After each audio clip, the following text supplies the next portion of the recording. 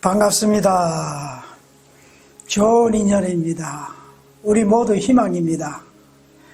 지금은 사람 만나 좋은 인사, 좋은 이야기도 나누기도 어려운 때인 것 같습니다. 이렇게 영상이라도 하면 때론 기운이 상승됩니다. 혼자라도 계속 좋은 말을 자신을 포함한 인연에게 좋은 영향이 가며 모든 인연이 되는 영혼도 영상을 통해 함께 공부합니다. 오늘은 슬프고 안타깝고 아름다운 이야기 먼저 하고 본론으로 들어가 보겠습니다. 제가 수술 후 더 이상 진전이 없어 조용히 세상을 이별하고자 어느 지인의 소개로 개인 사찰에 머문 적 있습니다.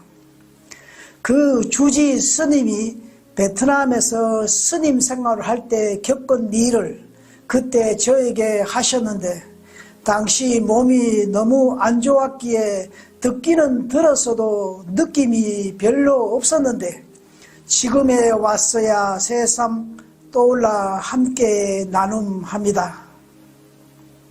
가난한 베트남 농촌 어느 마을에서 일찍 어머니 가시고 아버지마저 심한 병으로 눕자 10대 중반 처자는 학교도 그만두고 동생 둘 키우면서 아버지 병 간호하면서 동네에서 지극히 효녀라고 소문이 났다고 합니다.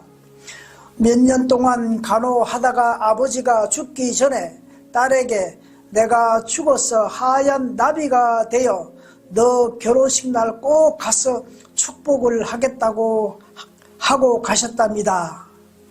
마음씨 착한 청년이 소문을 듣고 그녀와 결혼하는데 결혼식 날 진짜 하얀 나비가 신부 주위를 빙글빙글 돌기도 하며 어깨에 앉기도 하고 머리 위에 날곤 했는데 신부가 그만 까무라져 쓰러져 한없이 펑펑 울고만 있어 영문을 모르는 사람들이 어쩐 일인가 하여 했는데 그 사실을 안 하객 모두가 울음바다였답니다. 마침 오토바이로 세계 여행하던 어느 청년도 그 자리에 있었는데 중소기업 아들이었답니다. 너무 감동을 받아 그는 젊은 부부가 살 수 있게 집을 하나 지어주었답니다. 3년 동안 꿈같은 신혼도 잠시 젊은 남편이 사고로 그만 저 세상 가고 이후 그녀는 모든 것을 접고 스스로 머리 자르고 스님이 계시는 사찰에 왔는데 그 절에서는 여자는 받아주지 않자 절 아래 혼자 움막치고 수행하는데 하도 딱게 스님이 작은 방 하나를 마련해 주어서 당신은 남자만 수행처라 여자는 함께 동참 못하고 따로 혼자 산에서 수행하는데 집을 마련해 준 분이 그 소문을 듣고 찾아와서는 오래되고 낡은 사찰을 보고는 큰 돈을 들여 그녀를 위해 새로 사찰을 지어 주었는데 이후 많은 세월이 지나 그녀가 그 절에서 주지 스님이 되어 어느 날 수행 중 자신의 전생을 보이더랍니다. 저 전생에 그녀가 돌로 다리를 쳐서 불구자를 만들었던 이가 현생의 아버지였고 죽은 남편이 전생에도 남편이었는데 떠돌이 장사꾼으로 1년에 한 번에 집에 올까 말까 하는 나쁜 사람이었다고 합니다. 절을 짓게 하고 도와준 사람은 전생에 전쟁 중에 낙호된 이를 보살펴준 인연이었다고 합니다. 우주 만물은 인과의 법칙으로 이루어짐에 전생에 돌로 쳐서 불구자가 되게 한 업보로 현생에 아버지로 와서는 간호하게 해야 하는 업이고 남편은 남편대로 업보를 다시 나누는 까르마의 법칙입니다. 진리는 경험이어서 말로 설명과 가르칠 수가 없고 오직 경험만이 아는 것이라 했습니다. 전생을 아무리 강조하고 해도 믿지 않는 사람에게는 소설 같은 이야기일 겁니다. 사람은 가깝고 오래될수록 더 잘 알게 되지만 신은 알수록 더 멀어져 간다고 합니다. 그만큼 영의 세계는 복잡 다양하여 오직 체험과 영으로만 믿을 수 있는 영역일 겁니다.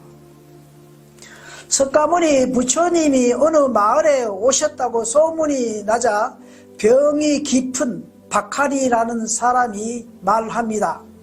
내가 병이 깊어 부처님을 배울 수 없으니 혹이라도 우리 집에 방문해 주시면 마지막 부처님께 큰 절을 올리고 하직하면 원이 없겠다고 친구에게 전하자 친구는 즉시 부처님에게 가서 그 소식을 전합니다. 수많은 군중에 둘러싸인 부처님이 허락하여 함께 박하리 집에 갑니다. 부처님이 방에 오시자 아무리 애써 일어나려 해도 일어날 수 없어 부처님은 박하리야 뭘 그리 썩어 문드러질 육신에 집착하느냐. 너가 나에게 절을 하지 않아도 법을 보는 사람은 나를 볼 수 있고 나를 보는 사람은 법을 보았다고 하셨습니다. 즉 절을 하지 않아도 그런 선행의 믿음이 이미 행해졌음을 의미합니다. 성경에도 이와 비슷한 문구가 있는데 예수님도 제자들이 하나님을 어떻게 볼 수 있느냐고 물으니 예수님은 제자를 향해 나를 본 자는 이미 아버지를 보는 것과 같다고 했습니다. 성경의 많은 내용들은 불교 경전에 인용한 내용들이 많습니다. 요즘같이 시대적으로 사람들은 삶이 덧없다고 합니다.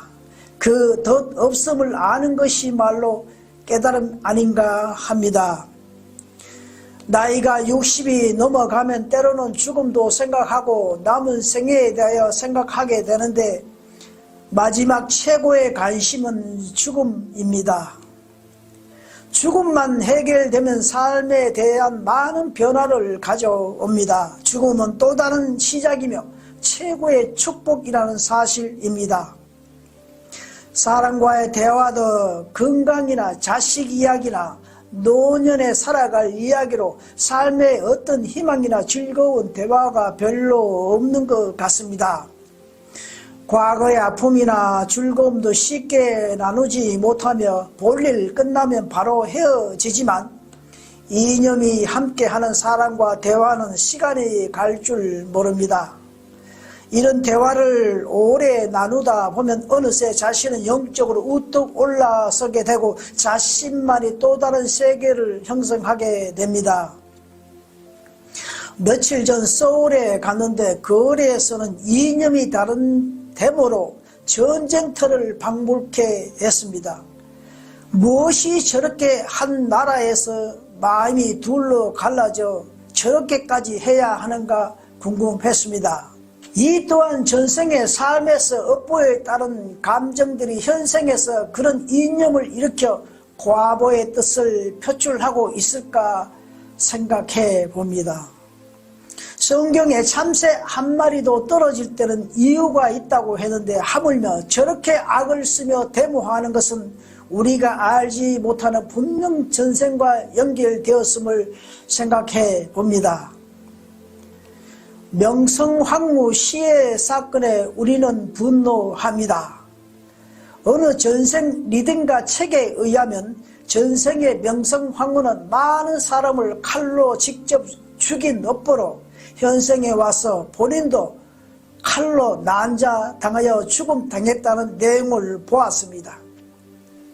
그런 사실들은 후처시대에 와서는 개인 어느 몇 사람의 이야기가 아닌 전 세계 수많은 사람들의 경험과 체험으로 이루어진 것을 받아들이게 되는 삶은 한결 가볍지만 이 또한 쉬운 것은 아닙니다. 죽음 이후 천상이 존재하며 본인이 그 좋은 곳으로 간다고 확신하면 죽음이 두려운 존재가 아닌 때로는 기다려지기도 하는데 단순히 그렇게 될 수 있을까 하는 겁니다. 인간 창조 원리는 그 얼마나 복잡하고 다양하며 섬세한지 모릅니다. 인간 창조 과정에서 몇 번이나 실패했고 수천억 년 과정에서 마음과 영혼, 물질 또한 온갖 결합체로 형성된 인간으로 신을 아는 것보다 인간을 아는 것이 더 어렵다고 합니다. 오늘날 현대 과학으로 측정 가능한 인간의 세포도 세월 지남에 계속 늘어나는데 지금은 100조개나 합니다.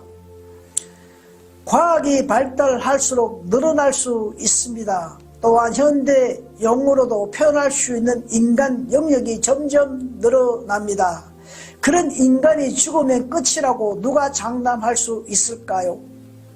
과학적으로도 밝혀진 영혼의 무게가 포도알만큼이라 합니다. 그 무게에 무엇이 담겨져 있을까요?